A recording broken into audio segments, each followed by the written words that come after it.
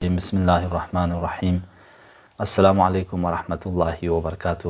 امید ہے کہ آپ سب بخیر و عافیت ہوں گے اور آپ ناظرین بھی بخیر و عافیت ہوں گے۔ آپ سب کو آج شہید قاسم سلیمانی اور شہید ابو مہدی المہندس اور ان کے ساتھ شہید ہونے والے دیگر شہداء کے دوسری برسی کے موقع پر تسلیت و تہنیت پیش کرتے ہیں۔ امید کرتے ہیں کہ خدا ہم سب کو ان شہداء کی یاد منانے کے، ان کے مشن کو باقی رکھنے کے اور انہوں نے جس اہداف و مقاصد کے لیے اپنی جان کو قربان کیا ہے، اس مشن اور اس مقدس ہدف کو باقی رکھنے والوں میں ہم اور آپ کو بھی شامل فرمائیں۔ جیسے کہ آپ سب واقف ہیں کہ ہم لوگ کلاس سے پہلے ایک مختصر حدیث آپ کی خدمت میں پیش کرتے ہیں۔ یہ روایت جس کو میں نے آج کے کلاس کے لیے عنوان قرار دیا ہے، پیغمبر گرامی اسلام کا فرمان ہے۔ قال رسول اللہ صلی اللہ علیہ وآلہ وسلم لکل شیء اساس واساس الاسلام حبنا اہل البیت۔ پیغمبر فرماتے ہیں کہ ہر چیز کی بنیاد ہوتی ہے اور اسلام کی بنیاد ہم اہل بیت علیہم السلام کی محبت ہے۔ اہل بیت علیہم السلام کی محبت بے انتہا ضروری ہے۔ یہ وہ کانسیپٹ ہے جس کے لیے پیغمبر گرامی اسلام نے اتنی صعوبتیں برداشت کی دین کو پہنچانے میں، تبلیغ کی لوگوں کو، لیکن پیغمبر گرامی اسلام کی زبانی قرآن میں سورہ شعراء آیت نمبر 23 میں خداوند فرماتا ہے قُلْ لَا أَسْأَلُكُمْ عَلَيْهِ أَجْرًا إِلَّا الْمَوَدَّةَ فِي الْقُرْبَى، کہ میں نے جو دین تم لوگوں کو پہنچایا، جو تبلیغ میں نے کی، میں اس کا کوئی اجر تم لوگوں سے نہیں مانگتا مگر یہ کہ تم میرے اہل بیت سے محبت کریں۔ محبت، مودت، عقیدت، انس اہل بیت علیہم السلام سے رکھنا ہمارا دینی فرض ہے۔ ابن عباس فرماتے ہیں جب یہ آیت نازل ہوئی تو لوگ پیغمبر گرامی اسلام کی خدمت میں حاضر ہوئے، سوال کیا یا رسول اللہ من اہل البیت، کون ہے اہل البیت علیہم السلام؟ یا من قرابتک، کون ہے آپ کے قرابت دار؟ ہؤلاء الذین وجبت علینا مودتہم، جن کی مودت اور محبت ہم پر واجب ہو گئی ہے۔ قال رسول اللہ نے فرمایا علی و فاطمہ و ابناؤہما، علی اور فاطمہ اور ان کے فرزند ہیں۔ اہل بیت علیہم السلام سے محبت کے پیغمبر گرامی اسلام نے جگہ، تنہائیوں میں، جم میں، ہر جگہ سفارش کی ہے۔ حتیٰ روایتوں میں ہے کہ پیغمبر گرامی اسلام ہمیشہ حضرت زہرا سلام اللہ علیہا کے در پر آ کر ہمیشہ یہ زیارت پڑھا کرتے تھے کہ السلام علیکم یا اہل بیت النبوہ، سلام بھیجا کرتے تھے۔ اور آخری وقت میں پیغمبر گرامی اسلام نے جب وصیت کی تو فرمایا کہ میں تم لوگوں کے درمیان دو چیزیں چھوڑ کے جا رہا ہوں، ایک خدا کی کتاب قرآن اور دوسری چیز میرے اہل بیت علیہم السلام۔ تم ان دونوں سے متمسک رہنا، ان دونوں سے اپنے آپ کو رابطہ مستحکم رکھنا تاکہ تم لوگ گمراہ نہ ہو سکیں۔ تو پیغمبر گرامی اسلام نے ہمارے اور آپ کی ابدی آخری زندگی تک، قیامت تک کے لیے دو رہنما چھوڑے، ایک قرآن اور دوسرا اہل بیت علیہ السلام۔ اب ہماری ذمہ داری ہے کہ ہم اہل بیت علیہ السلام کے فرمائشات کو بھی سمجھیں اور قرآن مجید کو بھی سمجھیں۔ انشاءاللہ خدا ہم سب کو ان روایتوں پر عمل کرنے کی توفیق عطا فرمائے۔ دوستو، آج ہماری گفتگو ہے ریفارمیشن کے بارے میں، اصلاح دینی یا اصلاح مذہب، ریفارمیشن یہ وہ اصطلاح ہے جس کے بارے میں بہت جہتوں سے بات کی جا سکتی ہے، لیکن چونکہ ہماری اور آپ کی گفتگو ہیں یورپ اور اسلام کے درمیان، یورپ کے مکاتب فکر اور اسلام کے درمیان کمپیریٹیو اسٹڈیز کے حوالے سے، یعنی ہم اور آپ چاہتے ہیں کہ یورپ کی مکاتب فکر ان کانسیپٹ کو کس معنی میں استعمال کرتے ہیں اور اسلام اس طرح کے الفاظ اور اس طرح کے اصطلاحات کو کس معنی میں استعمال کرتا ہے۔ اصلاح دینی ظاہری طور پر تو ہم اور آپ دیکھتے ہیں کہ ریفارمیشن ایک سادہ سا لفظ ہے، سادہ سا کلمہ ہے، لیکن اس کے معنی، اس کے مقاصد جو لیے گئے وہ الگ الگ مفکرین نے، الگ الگ دانشوروں نے لیے۔ تو سب سے پہلے ہم اور آپ کو سمجھنا ہے کہ یہ اصلاح دینی سے مراد ہی کیا لیا جاتا ہے، اور اصلاح دینی یعنی مصلحین جس نے اصلاح کی ہے، ان لوگوں کو کیا مقصد رہتا ہے، کیا ہدف رہتا ہے جس کے تحت یہ لوگ اس کام کو انجام دیتے ہیں۔ اور تیسری چیز یہ ہے کہ اسلام میں اور یورپ میں، یا اسلام میں اور یورپ میں جو ریفارمیشن کا لفظ استعمال کیا گیا ہے اور ریفارمیشن کی تحریک چلی، اسلام میں جو اصلاح دینی ہے، اسلامی ریفارمیشن ہے میں اور یورپ کی ریفارمیشن میں کیا تفاوت ہے، کیا فرق ہے، اس کے بارے میں مختصر گفتگو کریں گے۔ انہیں سمجھنا بھی ہماری ذمہ داری ہے۔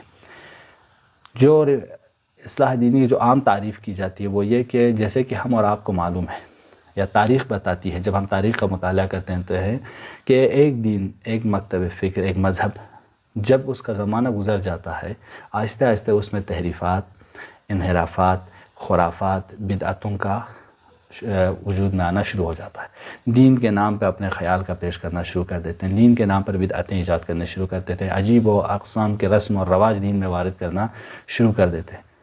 جب اس طرح کے ماحول دین کے سلسلے میں وجود میں آ جاتا ہے تو دینی مفکرین، دینی دانشمند یا ہر وہ شخص جو دینی درد رکھتا ہے وہ یہ چاہتا ہے کہ اس طرح کے تحریفات سے، خرافات سے، توہمات سے، بدعتوں سے، رسم و رواج سے دین کو خالص کیا جائے، دین کو پاک کیا جائے۔ اس کام کو اصلاح دین، ریفارمیشن کہا جاتا ہے، اور اس کام کرنے والے کو ریفارمر یا مصلح کہا جاتا ہے، اصلاح کرنے والا۔ جب ہم اور آپ اس کو دیکھتے ہیں تو اب آپ آئیے تھوڑا سا یورپ کی دنیا میں۔ یورپ کی دنیا میں جب آتا ہے تو یہ اصلاح دینی یا ریفارمیشن کا جو فاؤنڈر تھا وہ پروفیسر مارٹن لوتھر کنگ تھا۔ پروفیسر مارٹن خود پوپ ہیں، جرمنی کا پوپ ہیں، لیکن رومن کیتھولک کے خلاف یہ قیام کرتے ہیں۔ رومن کیتھولک نے آخر کیا تھا کہ جس کے خلاف مسٹر لوتھر قیام کر رہے ہیں۔ دیکھیں، ہم اور آپ کو پتہ ہے کہ قرون وسطیٰ میں کلیسا رومن کیتھولک کی حکومت تھی، حکمرانی تھی۔ تو وہ لوگ کیا کرتے تھے، بادشاہ اور عوام سب کو اپنا غلام بنائے رکھا تھا۔ بادشاہ کا عزل کرنا، نصب کرنا ان کے اپنے ہاتھ میں تھا، قانون بنانا چرچ کے ہاتھ میں تھا۔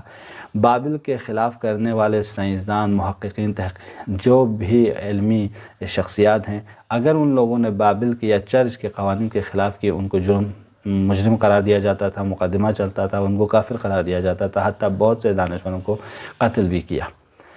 یا ٹیکس لگانا چرچ کے ہاتھ میں تھا، ان کی اپنی پولیس تھی، اور عوام کے تمام معاملات میں چرچ کا دخل تھا۔ ساتھ ساتھ میں عوام کے آمدنی کے 10% چرچ کو دیا جاتا تھا، اور چرچ کے خلاف کرنے والے کو مرتکب گناہ قرار دیا جاتا تھا اور اس کے خلاف مقدمہ چلتا تھا۔ کلیسا کے ہر فیصلہ پر، چاہے وہ کوئی بھی فیصلہ کرے، کلیسا کے ہی فیصلے پر لوگ جنتی بنتے تھے، لوگ جہنمی بنتے تھے، مغفرت کی سرٹیفکیٹ دیا کرتے تھے، گنہگاروں کے لیے مخصوص پیکیج رکھا کرتے تھے۔ اس طرح کے عجیب و غریب کام کلیسا دین کے نام پر انجام دیتے تھے اور کلیسا کے پادری انجام دیتے تھے۔ تو اب خود بابل کو پڑھا ہوا شخص، ذہین شخص، جرمنی کا پروفیسر مارٹن لوتھر اٹھتا ہے، کہتا ہے کہ ہمیں اس طرح کے دین نہیں چاہیے، اس دین میں ہمیں ریفارم لانے کی ضرورت ہے، اصلاح کی ضرورت ہے۔ لہٰذا انہوں نے 95 اعتراض کیے رومن کیتھولک پر اور جرمنی کی کسی کلیسا کے دروازے پر چپکا دیا، اور جس سے ہی یہ تحریک شروع ہوئی، پروٹسٹ شروع ہوئی ان کی۔ اب یہ شخص خود بہترین ذہین پڑھا ہوا پوپ تھا، ایسا نہیں تھا کہ غیر دیندار ہوں یا کوئی اور دانشمند ہوں، خود ہی وہ پوپ تھا، خود ہی بائبل کو پڑھا ہوا تھا، خود ہی ایک عالم دین تھا، مسیحی بہترین مبلغ تھا۔ تو اب اس کے خلاف کچھ نہ کر سکے تو رومن کیتھولک نے سیدھے ان کو کافر قرار دیا اور ان پر مقدمہ چلانا شروع کر دیا۔ لیکن خود پروفیسر مارٹن ایسا شخص تھا جو اسلام کو ہی پڑھا ہوا تھا، اسلامی تعلیمات سے بہت متاثر تھے، عربی سیکھنا، قرآن پڑھنے کی کوشش کرنا، یہ سب ان کے ہسٹری کے بارے میں ہے۔ لہٰذا ان کے اوپر جو رومن کیتھولک نے ایک الزام لگایا کہ یہ مخفیانہ طور پر مسلمان بھی ہو چکے تھے، اس طرح کے اعتراضات ان کے اوپر کیے، ٹھیک ہے۔ اب پروٹسٹ انہوں نے جب کیے تو یہ تحریک میں بہت سے علماء، بہت سے دانشمند، بہت سے سیاسی لوگ، بہت سے اجتماعی لوگ، بہت سے مفکرین ان کے ساتھ ہوئے۔ پریس ریلیز کے ذریعے، پرنٹنگ پریس کے ذریعے ان کی کتابیں نشر ہوئی، ان کی فکر پورے یورپ میں پھیل گئی، اور آہستہ آہستہ یہ بھی سبب ہوئے کلیسا کے خلاف قیام کرنے میں۔ خیر، ان اقدام کی وجہ سے پروٹسٹ سے پروٹسٹنٹ فرقہ وجود میں آیا۔ لہٰذا آپ کے کلیسا میں دو طرح کے فرقے ہیں، عیسائیت میں دو طرح کے فرقے ہیں، ایک رومن کیتھولک فرقہ ہے، چرچ ہے، دوسرا پروٹسٹنٹ چرچ ہے۔ یہ دونوں وجود میں آئے کس کے بعد؟ اس تحریک اصلاح کے بعد، ریفارمیشن تحریک کے بعد یورپ میں اس طرح وجود میں۔ خیر، اب اس کے بعد آپ دیکھیے کہ خود اصلاح مذہب کے کچھ بہت سے اسباب ہیں۔ ایک اسباب دینی ہے، دوسرا سیاسی ہے، چوتھا اجتماعی ہے، اور اصلاح دین ریفارمیشن کی اپنی خصوصیات ہے۔ ریفارمیشن اسلام کی نگاہ میں، لیکن ہم اور آپ تھوڑا سا اسباب کے بارے میں پڑھتے ہیں۔ دیکھیے اسباب کے حوالے سے پہلا سبب دینی ہے۔ دینی کے حوالے سے میں نے آپ کی خدمت میں عرض کیا، کیتھولک چرچ کے مظالم بے انتہا تھے، مالی فسادات، ہر طرح کی رشوت خوری، ہر طرح کی مالی امداد میں اتنے فسادات کہ ہر طرح کا کام یہ لوگ انہوں سے انجام پاتے تھے، کسی کو قتل کر کے آئے، کسی کو، لیکن پیسے کے ذریعے ہر کچھ خاموش کیا جاتا تھا۔ جو بھی کلیسا سے ملے ہوئے ہوتے تھے، ان کے اپنے بدماش لوگ، فساد کرنے والے لوگ ہوں تو ان کو چھپایا جاتا تھا، ان کی حمایت کی جاتی تھی۔ اخلاقی لحاظ سے بھی فساد، ہر طرح کے فساد اخلاقی جنسی کیتھولک چرچ کی طرف سے ہوتا تھا، لیکن ان کے حتی دین کے خلاف بھی ہوں تو یہ لوگ کچھ کہا نہیں کرتے تھے۔ تفتیش عقائد میں نے آپ کی خدمت میں عرض کیا کہ باقاعدہ یہ لوگ جگہ جگہ سنٹر بنائے ہوتے تھے، لوگوں کو پڑھ کرتے تھے، جس پہ بھی شک ہو لے آتے تھے، اس سے پوچھا کرتے تھے کہ تمہارا عقیدہ اس بارے میں کیا ہے، اس بارے میں کیا ہے، اس بارے میں کیا ہے۔ اگر اس کے خلاف نظر آتا تھا فوراً جیل میں بھیجا جاتا تھا، اور زندانوں میں اس طرح کے لوگوں کو بھر دیے جاتے تھے۔ بہت سے بے گناہ یعنی ان عقائد کے، ان سے عقیدہ نہ رکھنے کی بنا پر زندانوں میں عمر بسر ہوتی تھی۔ خب ایک تو مغفرت کی سرٹیفکیٹ، ان لوگوں نے کہا کہ اگر تم نے گناہ کیا ہے چلو ہم تمہیں معافی نامہ سرٹیفکیٹ دیں گے۔ تو لہٰذا بہت سے قتل کرنے والے بدماش مفسد لوگ فساد کر کے آتے تھے، آنے کے بعد آخر میں کلیسا کو پیسہ دے کر اپنے گناہ معاف کراتے تھے۔ تو اس طرح کا ماحول گرم تھا، تو مجبور ہوئے بہت سے اصلاح گر، بہت سے مفکرین اٹھنے میں۔ ان میں سے مسٹر لوتھر تھے، انہوں نے بھی اس کے خلاف اقدام کیا کہ ہمیں اس طرح کا دین نہیں چاہیے، تو اس لیے ہمیں کیتھولک اس میں ریفارم کی ضرورت ہے۔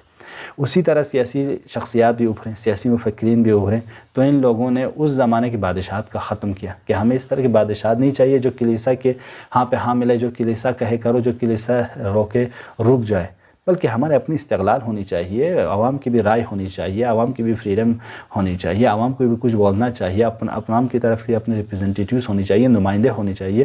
تو ان لوگوں نے بادشاہت کو ختم کر لیا، سیاسی لوگوں نے۔ اس کی جگہ کیا کیے؟ چھوٹی چھوٹی حکومتیں بنی، مختلف ریاستوں میں مختلف حکومتیں جب وجود میں آئیں تو اب حکومتیں بنی، تو اب حکومتوں کے نمائندے ہوئے، کونسلرز بنے، شورا بنے اور پارلیمنٹس بنے۔ اب اس طرح آہستہ آہستہ ایک ریپبلک، ایک ڈیموکریسی حکومتیں وجود میں آنی شروع ہوئی۔ اس طرح سیاسی لائن میں بھی ایک اصلاح ہونا شروع ہوا۔ ساتھ ساتھ میں اجتماعی امور میں آپ دیکھیں، انسان کے سوشل لائف میں آپ جب دیکھیں تو ان کی کیا تھی؟ فیڈرلزم کا خاتمہ ہوا۔ لوگ کسان، یعنی قرون وسطیٰ میں بہت بڑے اقتصادی ذریعہ فیڈرلزم کا تھا، لیکن ان لوگوں نے اس کو ختم کیا، تجارت آزاد کر لی، بہت سے باہر کے لوگ تجارت کرنے آنا اجازت مل گئی۔ اب تجارت میں اور بازار میں آزادی کا مطلب یہ ہے کہ بزنس میں انسان کو فریڈم ہے اور بازار بھی فریڈم ہے، یعنی اب ہر کوئی آ کے کیا کر سکتے ہیں؟ بزنس کر سکتے ہیں، تجارت کر سکتے ہیں۔ اس سے پہلے جب ہم اور آپ دیکھتے ہیں تو اس سے پہلے کیا تھا؟ جو کچھ کرنا ہے آپ کو کلیسا سے اجازت لینی ہے۔ تو یہاں پہ کیا ہوا؟ نہیں، کلیسا کی اجازت ختم ہو گیا، اب آپ کو ہی اپنے بلبوتے پہ اپنی ہی مرضی سے سب کچھ کرنا ہے۔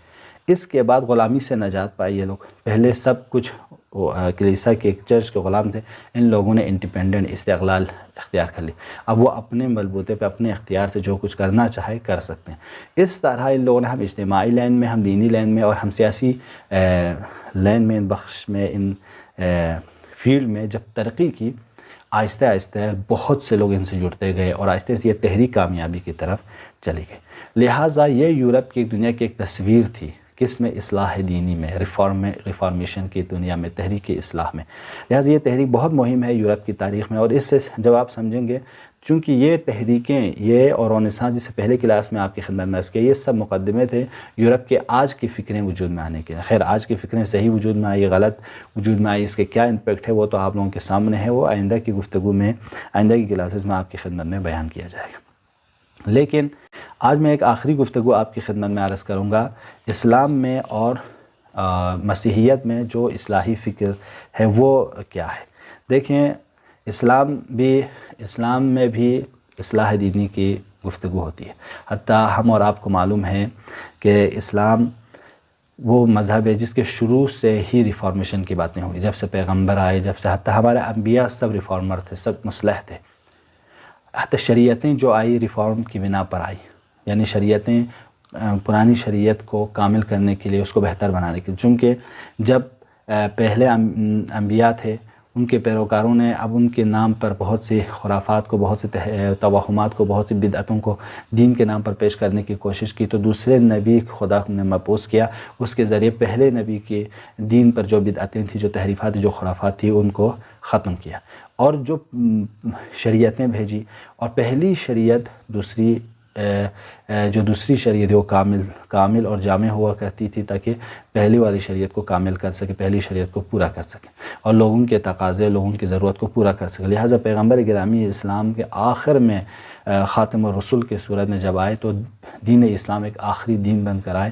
اس کا پیام قیامت تک ہوا.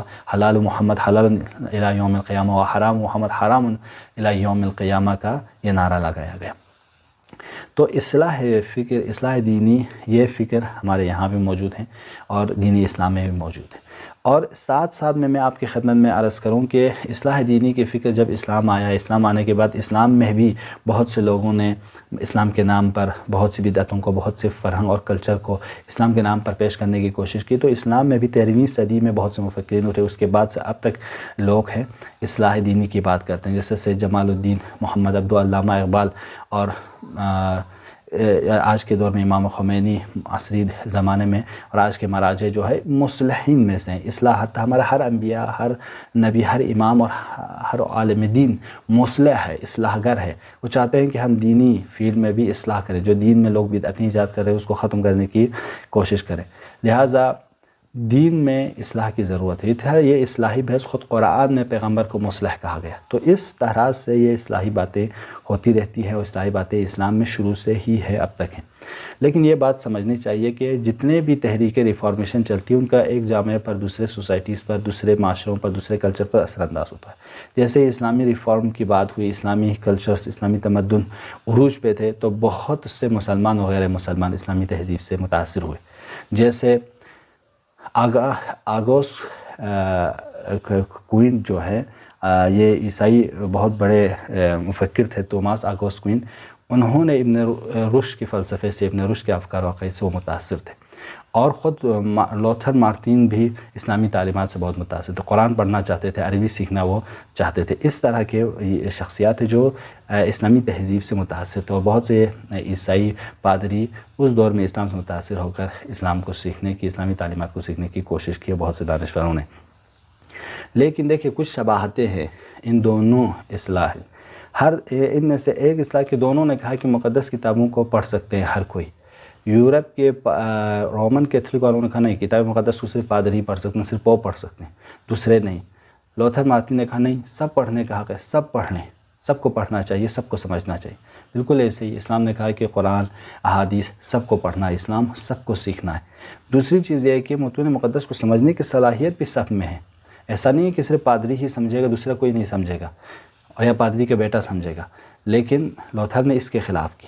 اسی طرح اسلام میں کہ ہر ایک کو سمجھنا ہے، ہر ایک کو قرآن کے سمجھنے کی صلاحیت رکھتے ہیں. اپنے سمجھ کے حساب سے قرآن اور روایات کے مطابق قرآن کو سمجھنے کی، قرآن پر عمل کرنے کی ضرورت ہے. اس کی طرف دونوں اس جو ہے ریفارمر، دونوں اس مذہب کے اصلاح اور مصلحین کیا کرتے ہیں، سفارش کرتے ہیں. دوسرا، ایمان میں آزادی. ایسا نہیں ہے کہ تم زبردستی بس کسی پہ ہماری بات سنو. ایران میں تقلید ہے. انہوں نے کیا کہا تھا، یعنی یورپ کے کیتھولک کے رئیسہ نے کہا تھا کہ تم لوگوں کو صرف اور صرف کیا کرنی چاہیے، ایمان رکھنی چاہیے، اب وہ سوچے بغیر. لیکن اس نے لوتھر نے کہا کہ نہیں، ہمیں ایمان میں اختیار ہے، ایمانداری اختیاری کام ہے، اس میں زبردستی نہیں ہونی چاہیے. لہٰذا آہستہ آہستہ کیا ہوا، انہوں نے سوچ بچار شروع کر دی. اسلام نے بھی کہا لا اکراہ فی الدین. ہاں، تمہیں اکراہ نہیں ہے، تم اپنے اختیار و اختیار کے ساتھ ایمان لے آؤ، سمجھو اور عمل کرو. یہ علم و آگاہی ضروری ہے. دوسری چیز کیا تھا، خدا کے لیے وسیلہ پوپ قرار دیا کرتے تھے کیتھولک چرچ. اور پوپ ہی وسیلہ تھے جنت و جہنم کو تقسیم کرنے کے لیے، لہٰذا کہ پوپ ہی گناہوں کو بخش دیتے تھے۔ لوتھر نے کہا نہیں، یہ سب کام پوپ کا نہیں، یہ سب کام خدا کا ہے، خدا کا کام بندے کیوں کر رہے ہیں، لہٰذا اس نے مخالفت کی۔ بالکل ایسے ہی اسلام میں بھی ہے کہ اسلام تم جنت و جہنم میں لے جانے والا صرف خدا ہے، کوئی شخص نہیں ہے کہ تمہیں جنت میں لے جائے، کوئی جہنم کا حقدار بنا دے، تم اپنے رابطہ خدا سے مستحکم کرو۔ اس طرح کی بہت سی شباہتیں جو ان دونوں تحریکوں میں ہیں۔ خیر اب یہ ہم لوگوں کے پاس اتنا وقت نہیں ہے کہ ہم ان سب چیزوں پہ مفصل گفتگو کریں، لیکن امید کرتے ہیں کہ یہی مختصر گفتگو ہی آپ سب کے لیے مفید رہے۔ کرتا ہوں السلام علیکم ورحمۃ اللہ وبرکاتہ۔